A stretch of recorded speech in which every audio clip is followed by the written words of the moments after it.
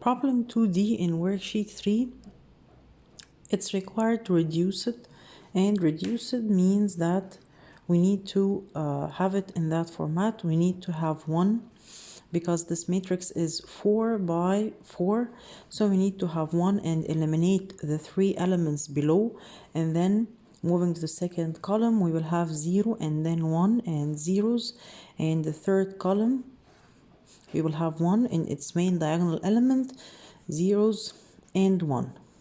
So this is the form that we are seeking. As we have discussed before, these elements can be 1 or 0, 1 or 0. So these ones in the diagonals may turn into 0 while we are working in the reduction process or using the elementary row operations. The first row, first column element is set to 0. So it's better to set it to 1, like what we are seeking here.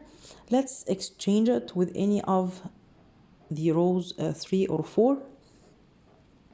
Of course, we remember that we have the 3 valid row operations, that we cannot deal with any other form of operations, only these 3 valid operations. So let's exchange row 1 with row 4. And we should indicate it, what are we going to do.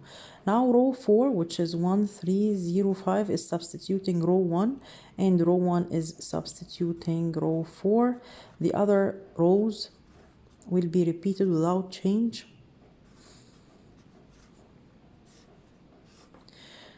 Good. Now let's use this one that we have just fixed in order to eliminate the elements below. Okay, we can do this all together, all at once. Let's indicate it here. So this -1, we can add it directly to that one and write the result here. Of course, this operation will be applied over the all other elements. But let's indicate that we are going to use row 1 plus row 2. Right? And then here, this row 1, it needs -1. So we need to multiply this one with -1, negative row 1 plus row 3. At the same time, we have now this element set to 0, so it's automatically set to 0. Now the first row is unchanged, so let's copy it. The second row, we have row 1 plus row 2, so we will get 0 here, 2 plus 3, this is 5, 2 plus 0, this is 2, -2 plus 5, this is 3. Here we need to multiply row 1 with -1 and then add it to row 3. So you have negative plus 1, it's 0, -3 plus 0, this is -3, -0, okay, this is 0 minus 1, then it's -1. -5 plus 3, then it's -2. The last row is without change, so we will just copy it.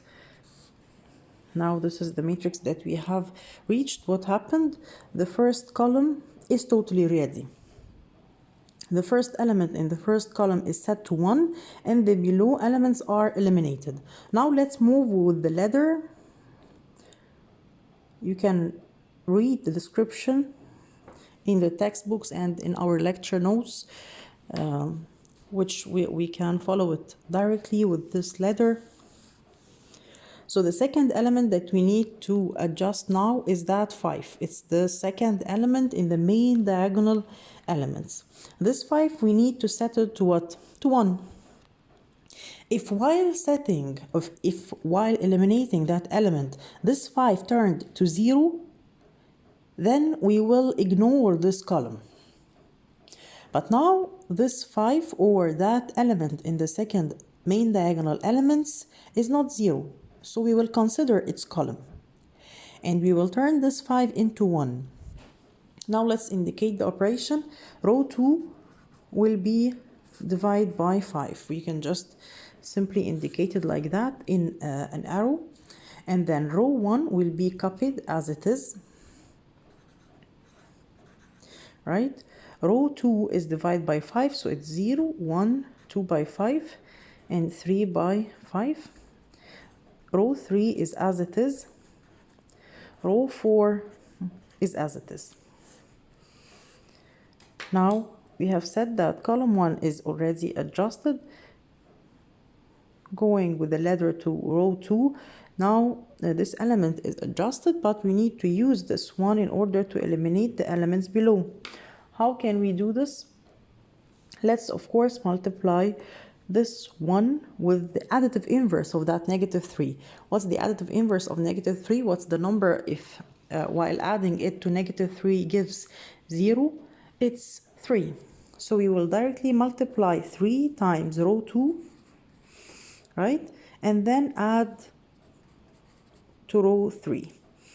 In that case, this element will be eliminated and this will be kept as 1, and this is our target. So it's as if we are sweeping the matrix, right? Column by column. At the same time, we can eliminate this element and it's directly 1. So just -1 times row 2 plus row 4 will do the job for us. Now, let's copy row 1 because it's without change. Row 2 is without change. Row 3, 3 times 0 plus 0. 3 times 1 minus 3, this is 0. 3 times 2 over 5, this is 6 over 5. Minus 1, so 6 over 5.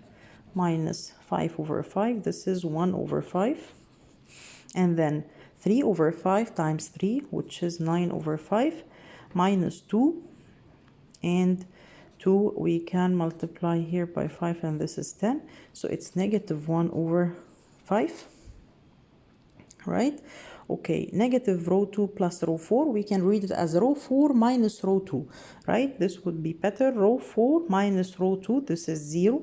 1 minus 1, it's 0. 1 minus 2 over 5. This one, we can see it as 5 over 5. So we have 3 over 5. And then 3 over 5, here we have 0. Minus 3 over 5, it's -3 over 5. Hold for a minute. Yes, this is 1 minus row 4 first and then minus row 2. So this is our matrix now, where we have column 1 is fixed and column 2 is fixed as well, right? Its main diagonal element is 1 and below it is are eliminated. Okay, let's go with a step into 1 over 5. We need to do what? It's recommended to set it to 1. So let's multiply row 3 by 5 because it's 1 over 5, and multiplying this row with 5 will eliminate this fraction. And then we will copy the rows which are unchanged. Row 5 is as it is. Row 3 will be multiplied by 5, so this is 1 and that is -1, right? We multiplied these two elements by 5 here. So we have 0, 0, 1, -1, right? Okay. And the last element, the last row elements, which are these. Now this is the matrix. What shall we do? Next, let's draw our ladder. You don't have to draw it, of course, every time. Just imagine it. We need now, using this one, to eliminate that element below.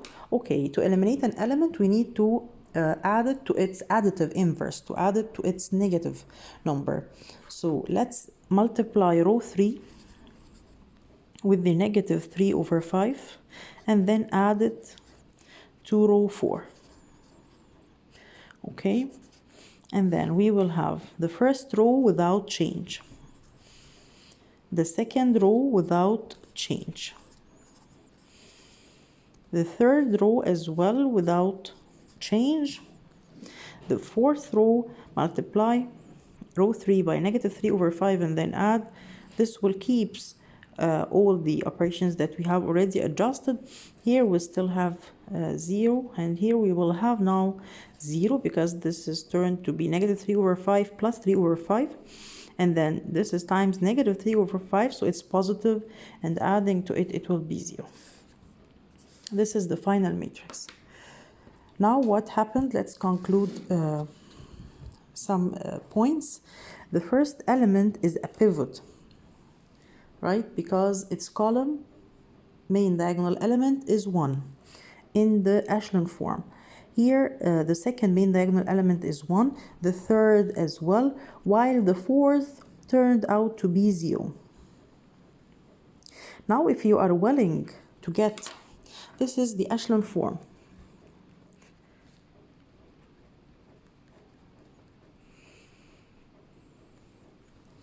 If you are willing to go further and reduce it to the reduced echelon form, then you are going to use this 0. If it was 1 to eliminate the elements above, now it's 0, so we are going to ignore the column because the main diagonal element turned to be 0 in the reducing process. This means that it's not a pivot, it's not a basic variable. If this was an augmented matrix for linear system of equations.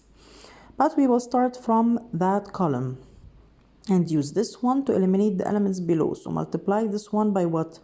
Yes, negative 2 over 5 and add it to 2 over 5. And of course it will be elementary applied to every element. And then this is 0 automatically.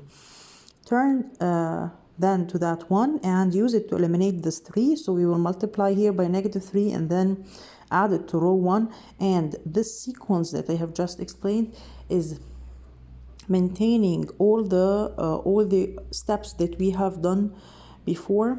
So none of what we reached is turned to a number, no 0 turned to a number, or 1 turned to a non-1 constant. So it's like a sweeping. We are sweeping the matrix in order to reach this echelon form. And if this was an augmented matrix, finally, this means that we have an equal sign here, right? And we can say what type of solution is this. From the last row, you can decide. The last row, if this column was coefficients of x, and this column was coefficients of y and that of z, and it's equal to certain p's.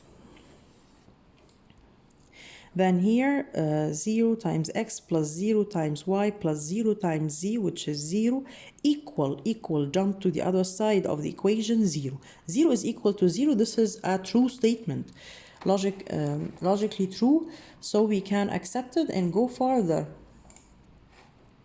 to the above row to see that z is equal to negative 1. Okay, row 2 says that y plus 2 over 5z is equal to 3 over 5. We can substitute z, which is negative 1 here, and get y. And then move to get x, substituting y, which we got it from row 2. And finally, we can assume z. Now we got z, y, and x. So we got the 3 unknowns. This is a unique solution in which x, y, and z has corresponding unique values which satisfies these equations. Thank you. Bye.